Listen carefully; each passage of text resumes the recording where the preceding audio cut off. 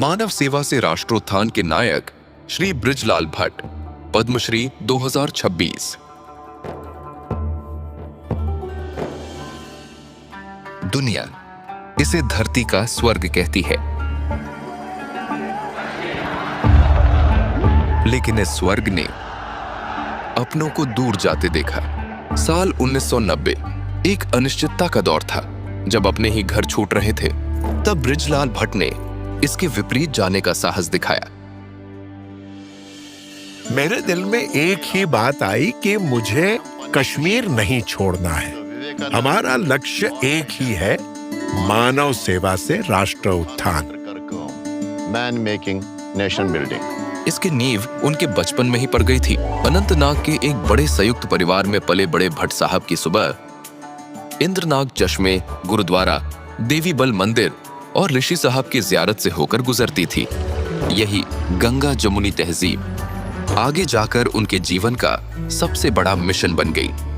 वे पिछले 55 वर्षों से नागदंडी के श्री रामकृष्ण महासम्मेलन आश्रम और विवेकानंद केंद्र के सानिध्य में सनातन धर्म के मूल मंत्र, मानव सेवा और वैश्विक भाईचारे का प्रसार कर रहे हैं।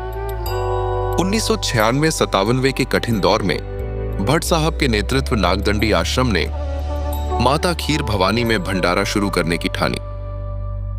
शुरू में भंडारे में माता खीर भवानी मुश्किल से 400-500 लोग थे, पर बिना किसी परवाह के हम बस आगे बढ़ते गए और मेरी अर्धांगिनी हर मोड़ पर मेरे साथ खड़ी रही।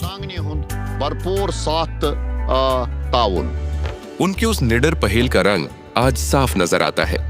2024-25 में उसी भंडारे की पंगत में 35,000 से अधिक लोगों ने भोजन किया। समाज को जोड़ने के साथ साथ अमेरिका से हॉर्टिकल्चर की उच्च शिक्षा प्राप्त भट्ट साहब ने कश्मीर की बंजर और वीरान जमीनों को भी संवारा। वैज्ञानिक सोच से सेब और अखरोट के लहलहाते बाग खड़े किए। कोल्ड चेन और नई पैकेजिंग से गांव वालों को आत्मनिर्भर बनाया। युवाओं को योग शिक्षा शिविर, संस्कार वर्ग और युवा सम्मेलन द्वारा सही दिशा दिखाई ताकि उनके हाथों में कलम हो। अब वे नागदंडी आश्रम का विस्तार कर रहे हैं ताकि एक साथ 400 लोग वहां ठहर सके। आज कश्मीर का युवा जान चुका है कि असली ताकत आपसी भाईचारे में है। सम्मान और पुरस्कार तो बस एक पड़ाव है। उनकी असली वसीयत वो बीज है जो उन्होंने यहाँ के दिलों में बोए हैं।